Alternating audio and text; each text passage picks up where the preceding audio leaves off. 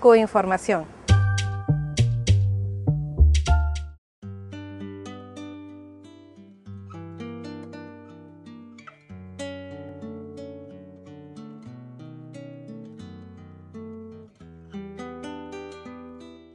Quiero presentarles un trabajo que se trata de la Revolución Sandinista y de su fundamento programático, doctrinario. Se trata de dos libros, uno de ellos lo traemos impreso, el otro en versión digital.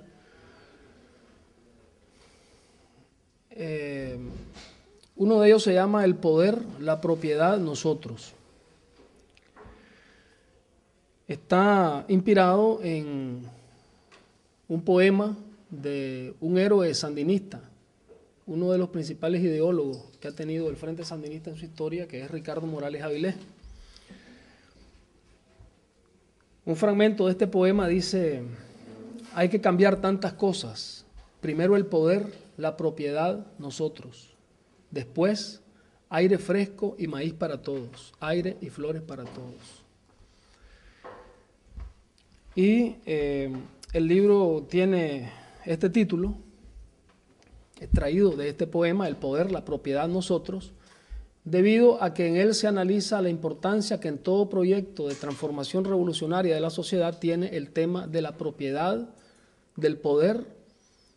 y de nosotros en el sentido de la transformación de la conciencia, porque a eso se refiere el nosotros en el poema de Ricardo Morales Avilés. Por eso es que, además de analizar nuestro proceso revolucionario y su fundamento programático y doctrinario, en este trabajo se hacen algunas reflexiones acerca de la importancia que tienen estas tres cosas en todo proyecto de transformación revolucionaria de la sociedad. En El poder, la propiedad, nosotros, que es el que tenemos en versión digital, se hace un análisis de las diferentes etapas de la revolución sandinista. La primera de ellas, la lucha contra la dictadura somocista. La segunda, los años 80, que es a su vez la primera etapa de la revolución sandinista. La tercera etapa, la resistencia frente al neoliberalismo, de 1990 al 2006. Y la actual, que sería la cuarta, la segunda etapa de la revolución sandinista con el regreso del Frente Sandinista al gobierno. En estas diferentes etapas han sucedido hechos históricos, fenómenos que han tenido causas que se analizan en este trabajo. Estos fenómenos históricos han sido en gran medida inéditos. A nosotros nos ha tocado ser la primera revolución, la única,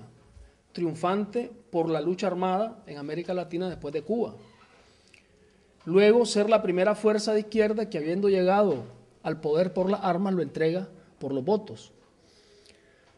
Como consecuencia de esto último, Nicaragua resulta ser la primera experiencia de un gobierno neoliberal de derecha con un ejército, unas fuerzas armadas y de seguridad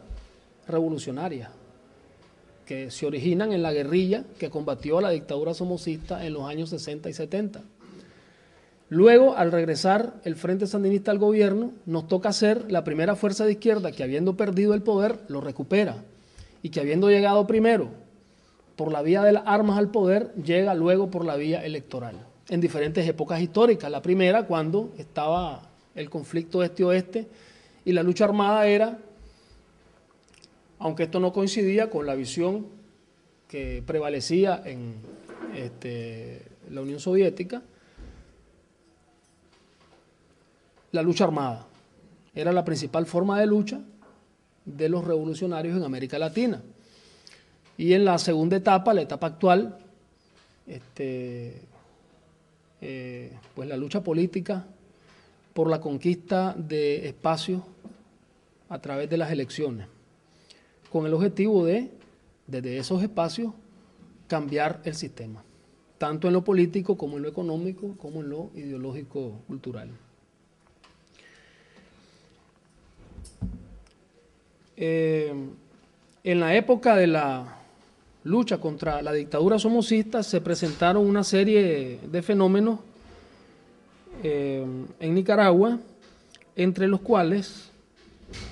es importante mencionar el derrumbe de un esquema político que en Nicaragua se conoce como las paralelas históricas, liberales y conservadores, enfrentados entre sí y convenientemente aliados para sus propósitos comunes. Cuando surge el sandinismo, desde la lucha de Sandino en los años 20 y 30, se forma el bloque oligárquico burgués, uniéndose liberales y conservadores para enfrentar la amenaza que desde entonces ellos ven en el sandinismo. Este bloque oligárquico burgués dura unificado. Bueno, se unifica en tiempos de Sandino, luego se vuelve a romper con la dictadura somocista. Cuando el Frente Sandinista vuelve, cuando el sandinismo a través del Frente Sandinista renace y vuelve a convertirse en una amenaza para el statu quo, se vuelve a formar el bloque oligárquico burgués, pero ya, digamos, tardíamente, porque precisamente cuando emerge el sandinismo y logra el triunfo de la revolución, es en un momento en el cual se está dando la ruptura en el bloque oligárquico burgués. Pero ya para enfrentar a la revolución sandinista triunfante, se vuelve a articular este bloque y se desarticula nuevamente en el 2005, entre el 2003 y el 2005, en parte como producto de la estrategia política que el Frente Sandinista desarrolla en Nicaragua.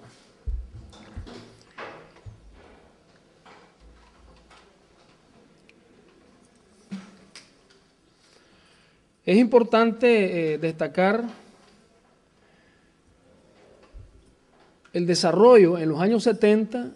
de la estrategia insurreccional en el Frente Sandinista como parte de una visión general de guerra popular prolongada, donde se concibe el enfrentamiento armado a la dictadura somocista como el paso de la guerra de guerrillas en la montaña a la insurrección en las ciudades. Y se aprovecha políticamente, se capitaliza políticamente a favor del sandinismo el desgaste que sufren las paralelas históricas, es decir, liberales y conservadores, por la siguiente razón: el somocismo entra en una fase de deterioro que se profundiza con el terremoto de Managua, con una serie de situaciones que se dan que colocan en una situación de mucho desprestigio a la dictadura somocista, y luego la oposición formal burguesa de derecha, encabezada por los conservadores, queda desprestigiada ante la base popular antisomocista que había simpatizado con esta corriente de la derecha, con la corriente opositora burguesa, cuando se da un entendimiento entre este sector y el somocismo. Entonces el sandinismo, digamos, aparece como la única opción posible en la sociedad nicaragüense para acabar con la dictadura somocista. Ahí se dan una serie de fenómenos, las tendencias en el Frente Sandinista y toda una serie de situaciones pues que son importantes en el sentido del papel pues, que estos factores han jugado en el proceso histórico que se analiza. Se plantea que en los años 80, junto a todos los logros de la revolución sandinista, a la transformación estructural de la economía en favor de los sectores populares, la reforma agraria, el crédito para los pequeños productores, las cooperativas, etcétera, la salud y la educación gratuita, la derrota del analfabetismo y toda una serie de logros sociales que se dan con la revolución en los años 80. Bueno, la libertad política, el ejercicio del poder por parte de los sectores populares,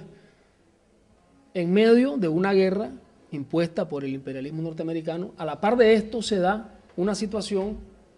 que es muy particularmente importante en este análisis, que es la ausencia de un sistema político o de un modelo que institucionalizara la revolución sandinista, el nuevo orden de cosas surgido con la revolución. Es decir, que se pensó erróneamente que bastaba con los mecanismos políticos institucionales de la democracia burguesa para institucionalizar, legalizar, para crear la superestructura política y jurídica correspondiente a los cambios revolucionarios que se estaban dando en Nicaragua en esa época.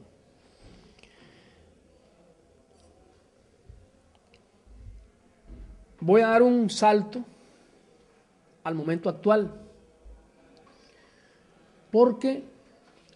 el eje fundamental del proyecto revolucionario en marcha actualmente en Nicaragua es precisamente la instauración de ese sistema político que establezca un orden político y jurídico en el país capaz de establecer una situación en la cual el poder en manos de las clases populares no dependa, o el hecho de que el poder esté en manos de las clases populares no dependa de las coyunturas electorales, es decir, de la presencia o no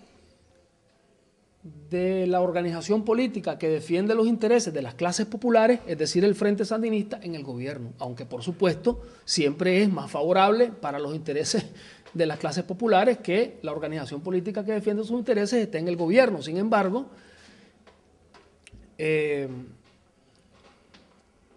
tenemos que el capitalismo, con el sistema político al cual más recurre para su legitimación, que es la democracia representativa, hace que cuando los revolucionarios o cuando las fuerzas de izquierda llegan al gobierno se vean obligadas durante un tiempo considerable, que puede ser fatal para los objetivos estratégicos de la lucha revolucionaria, a hacer las cosas bajo las reglas del juego establecidas por los enemigos del movimiento revolucionario. Es decir, que cuando llega una fuerza de izquierda, por ejemplo, al gobierno por la vía electoral, bajo las reglas del juego establecidas por la derecha, por lo tanto, se ve obligada esta fuerza de izquierda a hacer las cosas dentro de ese sistema, dentro de un contexto político-jurídico que le es desfavorable. Aquí se trataría de lo contrario, en el peor de los casos, es decir, un orden político-jurídico establecido en favor de los intereses de las clases populares, dentro del cual, si eventualmente, por alguna razón coyuntural, la derecha llegara a gobernar, tendría que hacerlo con las reglas del juego establecidas por la izquierda en correspondencia con los intereses de las clases populares. De eso se trata en el momento actual en Nicaragua, la organización de lo que nosotros llamamos el poder ciudadano, que es la expresión organizada de la democracia directa. un nuevo sistema político mediante el cual los ciudadanos toman las decisiones gubernamentales, definen las políticas de Estado y las instituciones gubernamentales y estatales están en la obligación de cumplir con las decisiones que los ciudadanos de forma directa toman. Pero para eso se necesita tener una correlación de fuerzas que a nivel institucional todavía el Frente Sandinista no tiene en Nicaragua, como es la mayoría parlamentaria. Pero que es muy probable que la tenga como producto de las elecciones de noviembre de este año. Porque se necesita un marco jurídico político que surge del Poder Legislativo. Sin embargo, la expresión organizada de ese nuevo sistema político, que es el Poder Ciudadano, sí se está organizando desde el momento mismo en que el Frente Sandinista volvió al gobierno en Nicaragua. Es decir, que algo que debimos haber hecho en los años 80 y no hicimos, no porque no pudimos, lo cual hay que reconocer autocríticamente, o al menos es mi opinión, y es algo que se analiza en el Poder la Propiedad de nosotros, lo estamos haciendo ahora en condiciones más difíciles, porque en ese momento sí teníamos un poder político suficiente como para establecer ese nuevo orden político jurídico en la Constitución que hicimos nosotros mismos.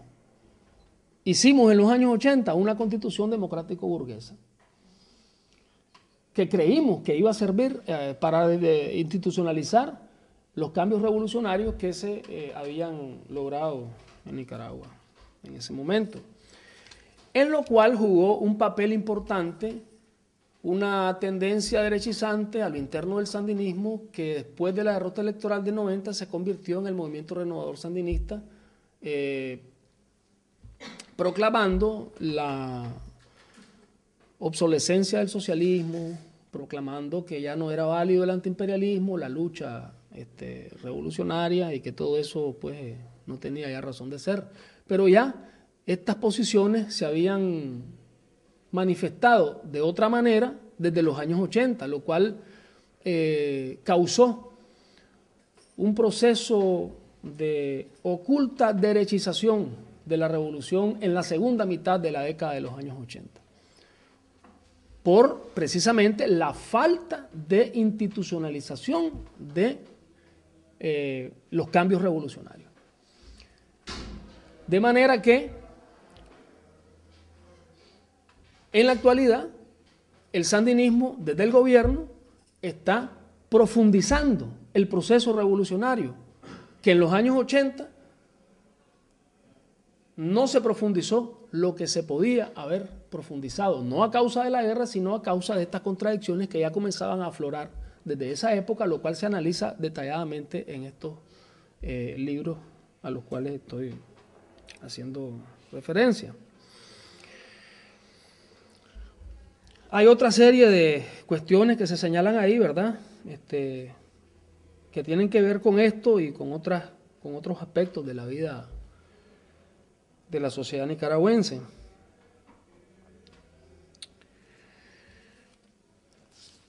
De igual manera, hay una serie de temas que en ambos trabajos se plantean de tipo general vinculados con el marxismo, con la teoría revolucionaria,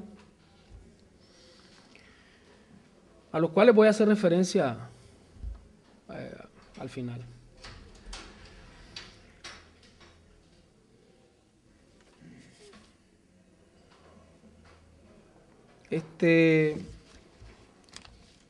El otro libro, el otro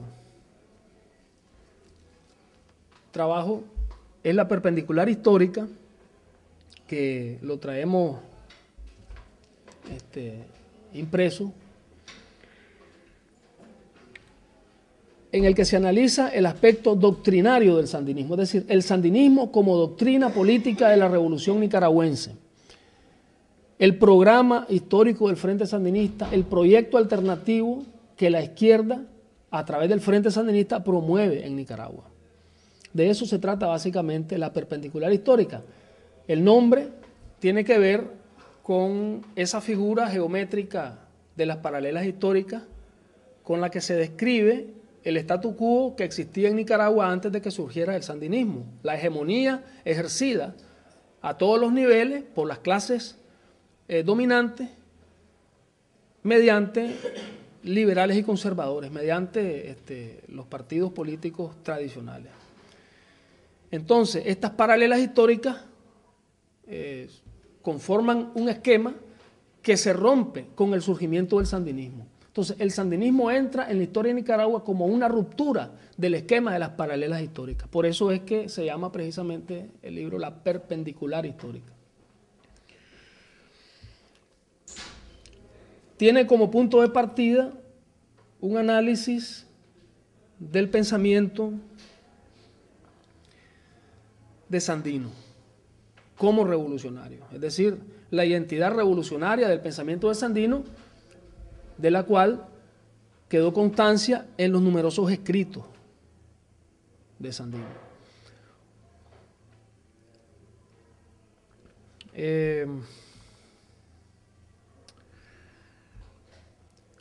Igualmente se analiza la estrategia revolucionaria promovida por Sandino, y cuando se habla del pensamiento de Sandino es como base fundamental de la identidad política de los revolucionarios nicaragüenses. Es decir, en Nicaragua decir soy sandinista es sinónimo de decir soy de izquierda, soy revolucionario. Porque el sandinismo define la identidad política nuestra como izquierda en Nicaragua,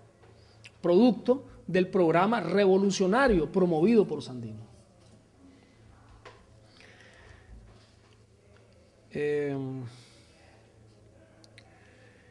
Precisamente uno de los principales méritos históricos que se convierten en una de las causas fundamentales del triunfo de la revolución sandinista es la capacidad que tuvo la dirección revolucionaria en Nicaragua en los años 60 y más específicamente nuestro principal fundador, Carlos Fonseca, el comandante en jefe de nuestra revolución, que fue el primer secretario general que tuvo el Frente Sandinista, de identificar en el pensamiento de Sandino esa identidad revolucionaria, de identificar en Sandino la referencia fundamental para el programa revolucionario de transformación social en Nicaragua. Incluso hubo pues una fuerte polémica en las filas revolucionarias en esos primeros años, porque el Frente nació, el FSLN, Frente Sandinista de Liberación Nacional, nació como Frente de Liberación Nacional. Se pasó a llamar sandinista cuando esa polémica se resolvió 2 años después a favor de esa posición promovida por Carlos Fonseca, que identificaba en Sandino la referencia del programa revolucionario en Nicaragua. En lo cual tuvo mucho que ver la Revolución Cubana, que abrió una nueva etapa en la lucha revolucionaria, rescatando la esencia revolucionaria del marxismo. Carlos Fonseca era un marxista-leninista que aplicó creativamente una de las principales enseñanzas del marxismo, que la revolución se hace con la realidad o no se hace. Que si se pretende la transformación revolucionaria en la realidad social, se tiene que hacer a partir de los elementos que son propios de esa realidad. El embrión del cambio revolucionario está dentro de la realidad social que se pretende transformar de manera revolucionaria. Y parte de eso fue la identificación del sandinismo como la base doctrinaria política fundamental para esa transformación revolucionaria en la realidad histórica de Nicaragua.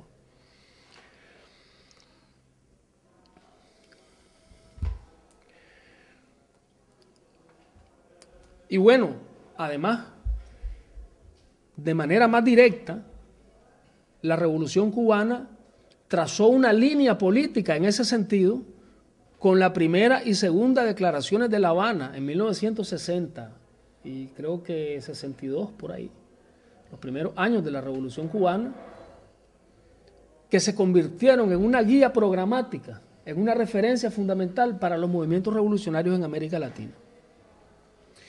Digo esto porque ya en América Latina existía una versión, pero dogmática, del marxismo, que se manifestaba en los partidos comunistas existentes en esa época en América Latina. Un fenómeno que, según entiendo, no es único de América Latina.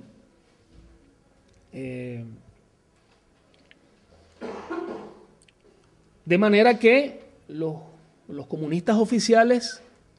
de América Latina, tanto en Nicaragua como en Cuba, como en Bolivia, calificaron a los revolucionarios que se alzaban en armas contra las dictaduras proimperialistas existentes en estos países como aventureros pequeños burgueses que no entendían las etapas del desarrollo histórico y todo eso.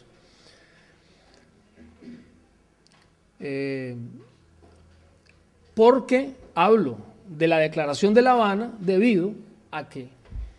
en ambos documentos, la primera y la segunda Declaración de La Habana, se establece que Sandino es la referencia de la lucha revolucionaria en Nicaragua. Es decir, se analiza el desarrollo histórico de la lucha revolucionaria en América Latina y se menciona a Sandino, en el caso de Nicaragua, como la referencia histórica fundamental. Y según el mismo Carlos Fonseca plantea, es eso lo que a él le permite abrir los ojos, es lo que ilumina. Fidel Castro, la Revolución Cubana, la segunda Declaración de La Habana, la primera y la segunda Declaración de La Habana, son, digamos, la luz que le permite a Carlos Fonseca identificar en Sandino ese referente doctrinario político fundamental y comienza a estudiar el pensamiento de Sandino, a investigar porque estaba oculto. Incluso hasta los grandes estudiosos, los grandes intelectuales estudiosos de Sandino subestimaban el carácter revolucionario y la profundidad, los alcances del pensamiento de Sandino. Entonces Carlos Fonseca supera todos esos prejuicios y logra identificar en el sandinismo la doctrina política de la Revolución Nicaragüense y en el pensamiento, pues, de Sandino la base fundamental para el programa necesario para el programa revolucionario en Nicaragua.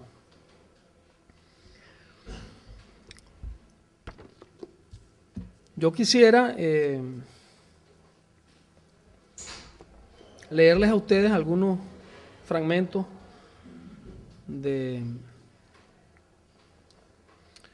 estos dos trabajos, donde más o menos se hace, digamos, una síntesis de cuestiones relacionadas con esto que estoy diciendo. Nicaragua y China, en lados opuestos del mundo, fueron escenario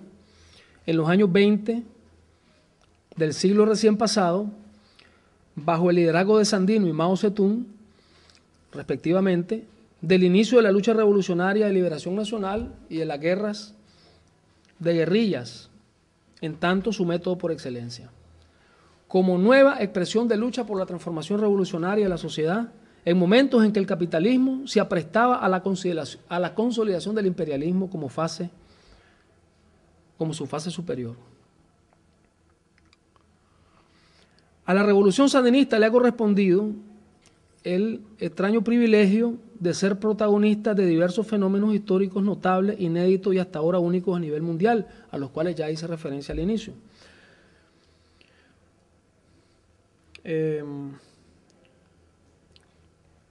Esto ha contribuido a lo enriquecedor que desde el punto de vista teórico ha resultado ser la experiencia revolucionaria del sandinismo, aún no suficientemente analizada y cuyas conclusiones fundamentales están aún por elaborarse.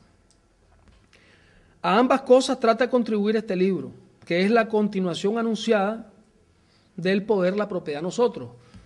Hago referencia en este caso a la perpendicular histórica, que es como una segunda parte del otro, pero ambos pueden leerse independientemente el uno del otro, pero son complementarios entre sí.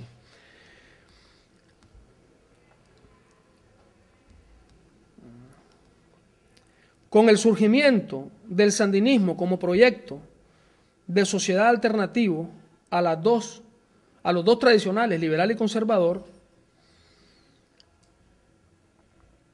cuyas similitudes han hecho que ambos en su conjunto se conozcan como las paralelas históricas, aparece lo que en estos términos políticos geométricos sería la perpendicular histórica en el proceso de formación del pensamiento político nicaragüense.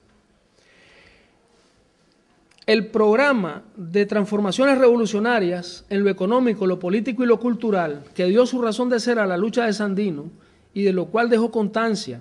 en su voluminoso legado de cartas y proclamas, fue lo que determinó la irrupción de esta nueva corriente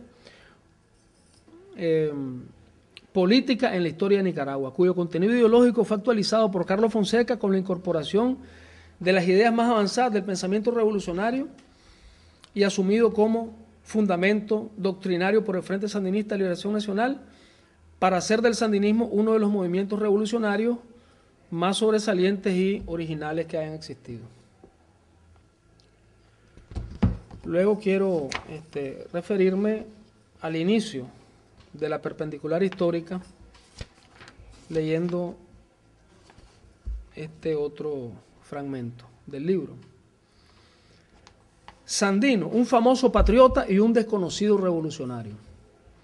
La percepción general que existe de Sandino es la del patriota nacionalista que se enfrentó a la intervención norteamericana en Nicaragua y respecto a su pensamiento e ideología se le tiene como una especie de liberal avanzado, aunque sin mayores novedades ni aportes importantes al desarrollo de las doctrinas políticas en Nicaragua. Esto obedece en gran parte a que las dimensiones de la proeza que Sandino protagonizó al enfrentarse con medios tan precarios a la poderosa infantería de marina de los Estados Unidos tiende a opacar el significado de su pensamiento revolucionario, cuya sorprendente lucidez y dimensión histórica, sin embargo, y contra lo que usualmente se supone, no es menor que la notable audacia demostrada en la guerra desigual que libró al frente de su ejército de campesinos hambrientos y mal armados contra una potencia mundial.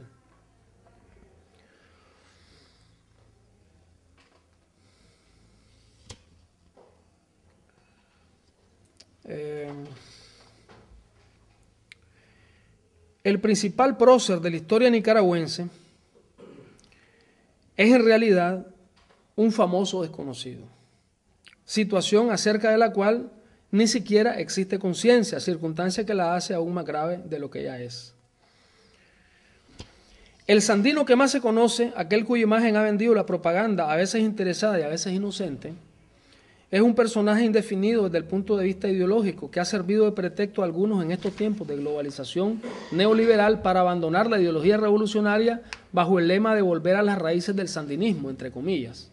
Mientras en el otro extremo hay quienes desde una posición sectaria y como depositarios de una curiosa pureza ideológica, entre comillas, pero coincidiendo con los primeros en cuanto a la deformación y el envilecimiento del pensamiento revolucionario más avanzado surgido del desarrollo histórico de Nicaragua, asumen a Sandino solo a regañadientes y con gran reserva, debido a su origen liberal y los ribetes místicos religiosos de algunas de sus ideas filosóficas.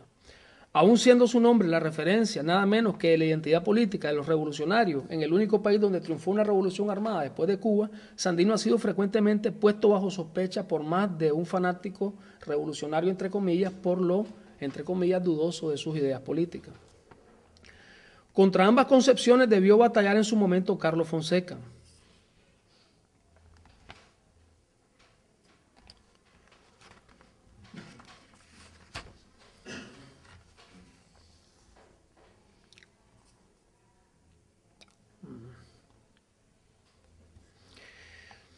Sea cual fuere la idea que se tenga de Sandino, su pensamiento revolucionario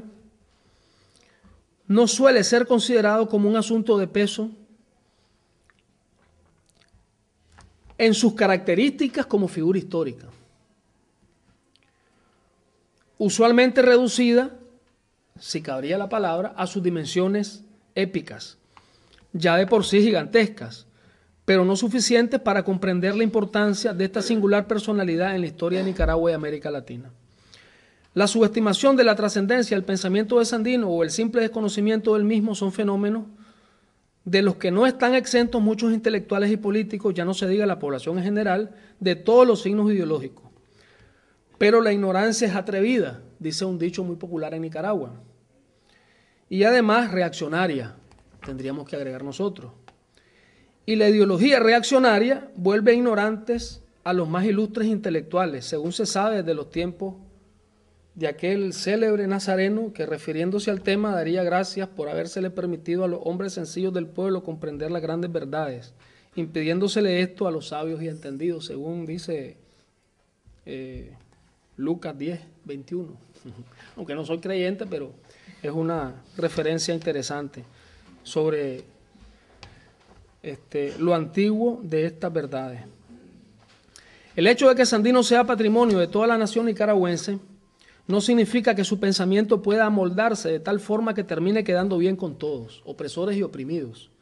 Porque ahora se nos acusa al Frente Sandinista de haber secuestrado a Sandino. Y muchos que pretenden hablar en nombre de un sandinismo democrático se suman a esta acusación. Entonces decía, ¿verdad?, que Sandino ciertamente es patrimonio de toda la nación nicaragüense, pero esto no significa que pueda quedar bien con opresores y oprimidos, con explotadores y explotados. Sandino tomó partido en todo momento por los oprimidos y los explotados, y fue precisamente el primer representante de los intereses populares en la vida política y social de Nicaragua. En otras palabras, es patrimonio de la nación porque rescató su dignidad y soberanía cuando parecía que éstas habían sucumbido ante el entreguismo de las clases dominantes. Pero también es patrimonio de las clases populares y de los revolucionarios, porque su defensa de la soberanía no fue en abstracto. Para él la soberanía y la independencia de la nación eran un requisito indispensable para el principal de los objetivos que se había planteado, la emancipación social. Ambas luchas, defender el decoro nacional en palabras de Sandino y dar redención a los oprimidos, también en palabras de Sandino, eran para Sandino una sola integrada por varias metas íntimamente vinculadas entre sí. La redención de los oprimidos no podía lograrse sin el decoro nacional a salvo, y este no podía ser defendido consecuentemente si ambas cosas no formaban parte de un mismo proceso emancipador, siendo los obreros y campesinos los únicos que podrían hacerlo consecuentemente, según lo que el mismo Sandino planteó en su momento, porque solo ellos llegarán hasta el fin, dijo Sandino, solo su fuerza organizada logrará el triunfo.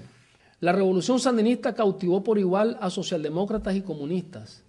a moderados y radicales, a burócratas y anarquistas, atraídos por lo novedoso de aquel fenómeno inédito en el que la transformación revolucionaria de la sociedad era emprendida de forma tal que daba para todo, que daba de todo para todos los gustos progresistas al combinar la revolución con el cristianismo, la propiedad social con la propiedad privada, el poder popular con la democracia occidental. El sandinismo es la más auténtica y revolucionaria de cuantas doctrinas políticas han existido en la historia de Nicaragua, la más auténtica por ser la más nicaragüense y la más revolucionaria por ser la más auténtica, toda vez que realidad e identidad como criterios de autenticidad se fusionan en la nacionalidad.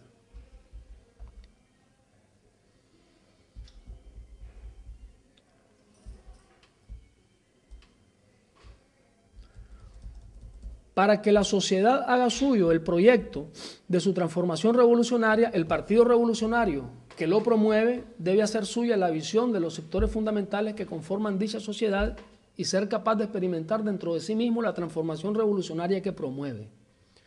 Actitud indispensable para estar en condiciones de hacer en Nicaragua todo un nuevo proceso que retome y profundice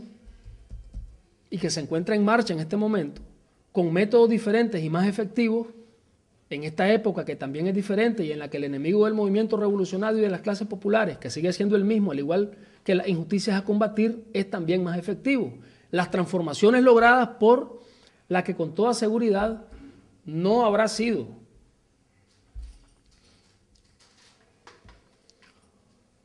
la revolución más perfecta o la mejor revolución de la historia, pero seguramente sí la más bella.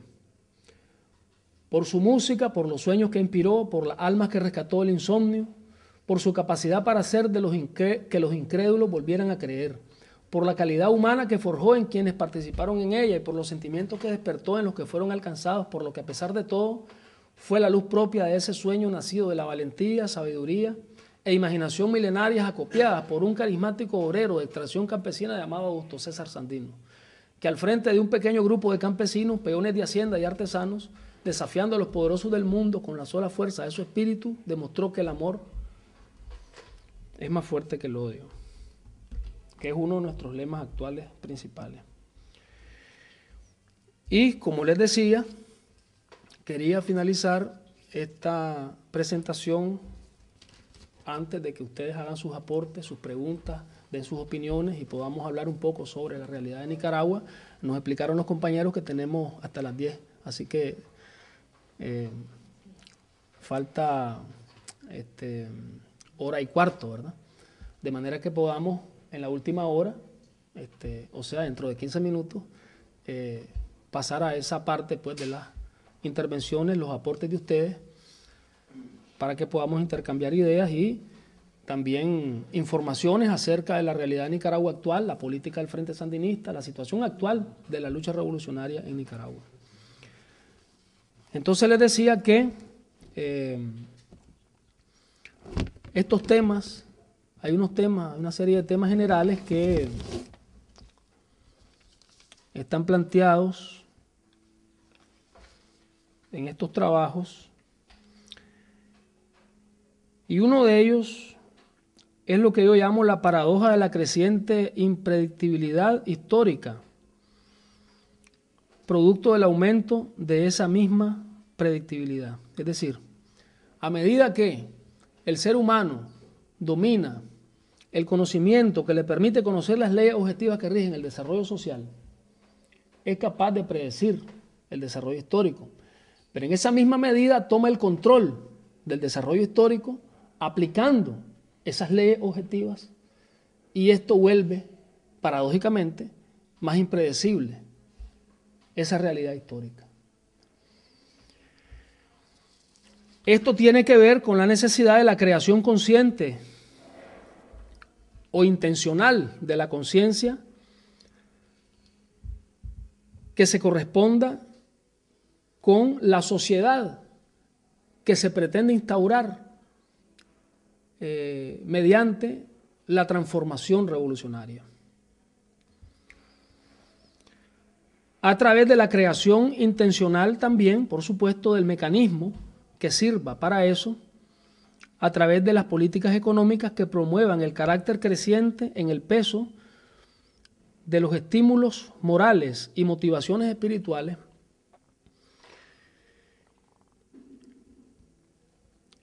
y de carácter colectivo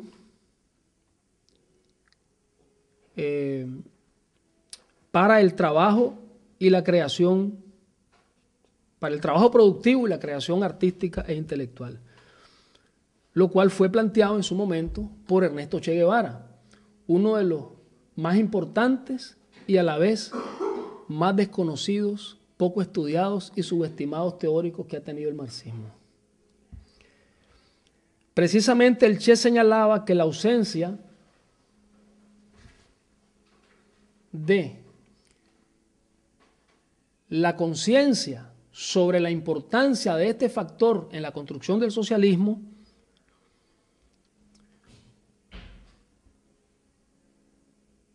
podía convertirse en la causa de una eventual restauración capitalista que según él incluso ya estaba comenzando a darse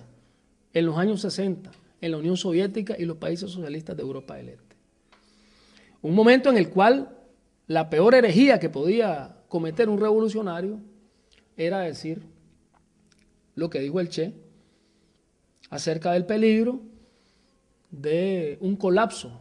del modelo socialista que se construyó en la Unión Soviética, porque era el momento de mayor éxito de ese modelo, o sea, era el momento de los más visibles éxitos a nivel mundial de ese modelo socialista que se estaba construyendo en la Unión Soviética.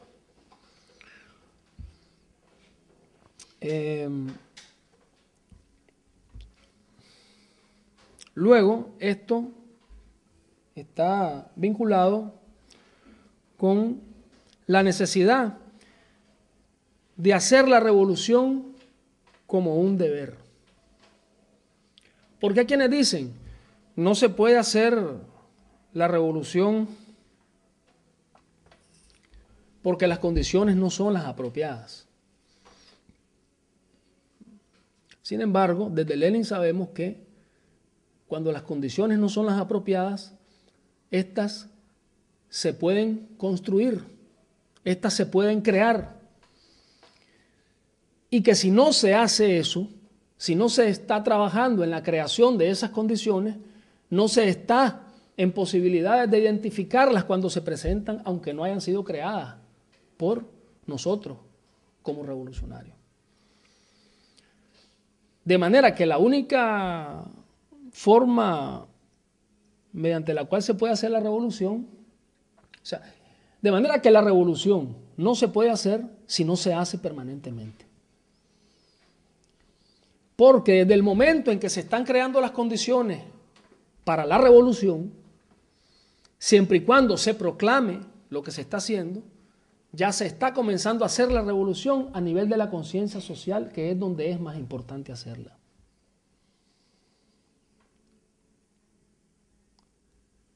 Y es por eso que este planteamiento de la revolución como el principal deber de los revolucionarios es la esencia precisamente de la segunda declaración de La Habana, a la que me había referido anteriormente. Y es también precisamente por eso que nosotros afirmamos que la revolución sandinista en Nicaragua se encuentra nuevamente en marcha. Porque además en la actual etapa, como les decía anteriormente, ese proceso revolucionario que comenzó en los años 80 y se retomó a partir del año 2006, está siendo profundizado con las actuales políticas que promueve el Frente Sandinista desde el gobierno, donde además de la instauración del poder ciudadano se han dado toda una serie de logros sociales y de todo tipo en favor de los intereses de las clases populares en Nicaragua, sobre los cuales podemos hablar más detalladamente después. Entonces también se toca aquí el tema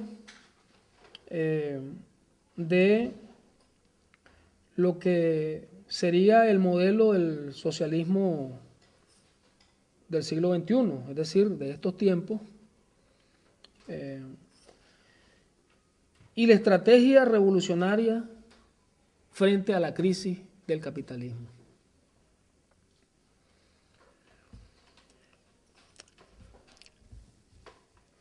Cuando hablamos del socialismo, hablamos de la socialización de la propiedad y del poder ejercido por las clases populares, entre otras cosas, pero bueno, las dos columnas fundamentales sobre las cuales se construye el modelo, cualquier modelo socialista son, es decir, los dos grandes pilares a partir de los cuales se construye la sociedad socialista, tienen que ver con estos dos temas de la propiedad y el poder.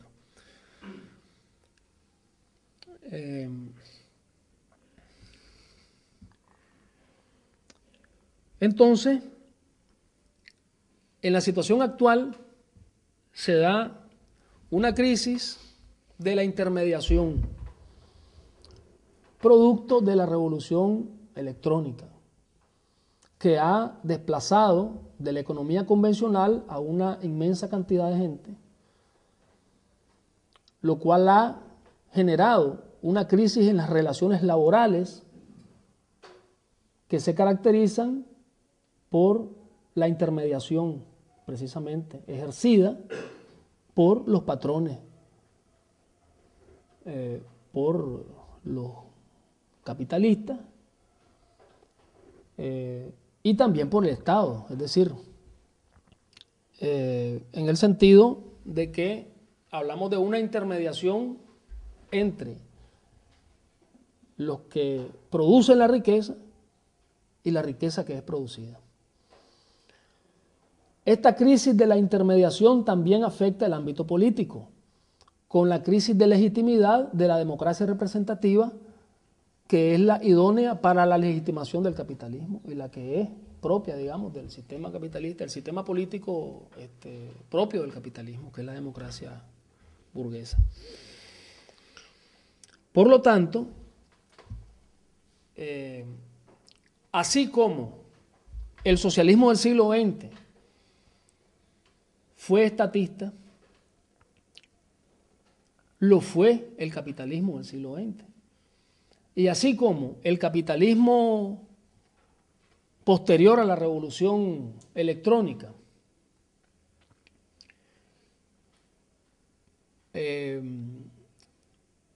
prescinde del papel del Estado en una serie de cosas, acentuando, sin embargo, la condición represiva del Estado y, por lo tanto, la esencia del Estado como tal. Igualmente, en el caso del nuevo modelo socialista,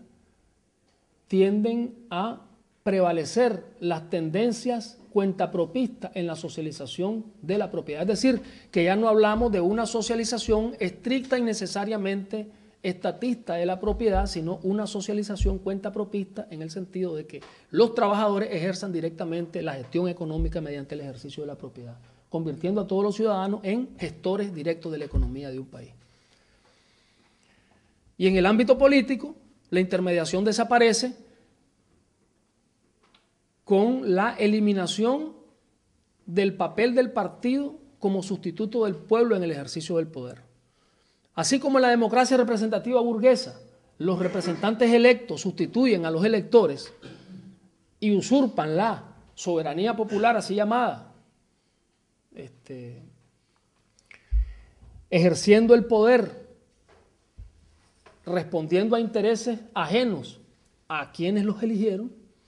De esa misma manera, en el modelo socialista del siglo XX, la organización política revolucionaria ejerció la intermediación entre las clases populares y el poder que debía ser ejercido por ellas. Incluso ya hubo los primeros intentos de superar esto desde la experiencia de los soviets en la Unión Soviética, de inicio, los primeros años de la revolución bolchevique. De manera pues que cuando hablamos de la democracia directa se trata precisamente de que el poder político en un proceso revolucionario no sea ejercido por la vanguardia revolucionaria, por la organización política revolucionaria,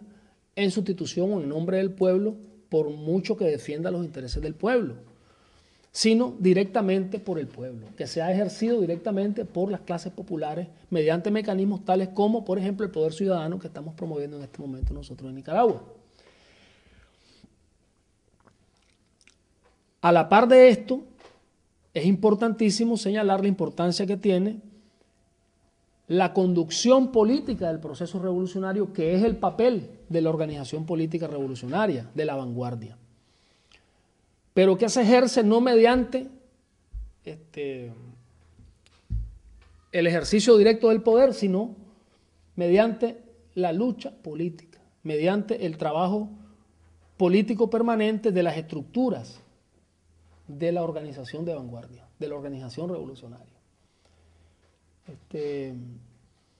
A través de la ejemplaridad de sus miembros, de sus militantes, de sus cuadros. Aplicando entonces la posición revolucionaria a todos los ámbitos de la realidad, donde existe la presencia organizada de los revolucionarios como destacamento. Es decir, el papel entonces de la organización política es el de la conducción mediante el trabajo político, pero no mediante el ejercicio del poder, porque este es potestad de las clases populares. Por eso es que nosotros proponemos al movimiento revolucionario un modelo en el cual nos basamos en el principio de que la organización política es para dirigir el proceso revolucionario. El pueblo es para mandar y el gobierno es para obedecer al pueblo. Por lo tanto, estamos hablando de la necesidad de que el modelo socialista del siglo XXI esté basado en la socialización cuentapropista de la propiedad mediante la democratización económica y el ejercicio directo del poder por las clases populares a través de la democracia directa, cuya expresión organizada, en el caso nuestro de Nicaragua, es el poder ciudadano. Estos temas, digamos, son analizados en este trabajo en el contexto de la experiencia concreta de la revolución sandinista y de la línea política, de las posiciones políticas que ha asumido y que promueve el Frente Sandinista de Liberación Nacional. El propósito fundamental, tanto de estos libros como de nuestra presencia aquí, como de este conversatorio, como de todas las cosas que venimos a hacer aquí, tiene que ver con la necesidad de que compartamos nuestra realidad, nuestro punto de vista y mediante eso que los revolucionarios del mundo, que la izquierda en todas partes, sepan que en Nicaragua se encuentra nuevamente en marcha la revolución sandinista que comenzó en los años 80, que despertó tantas esperanzas, que dichosamente ya no es la única en América Latina después de Cuba,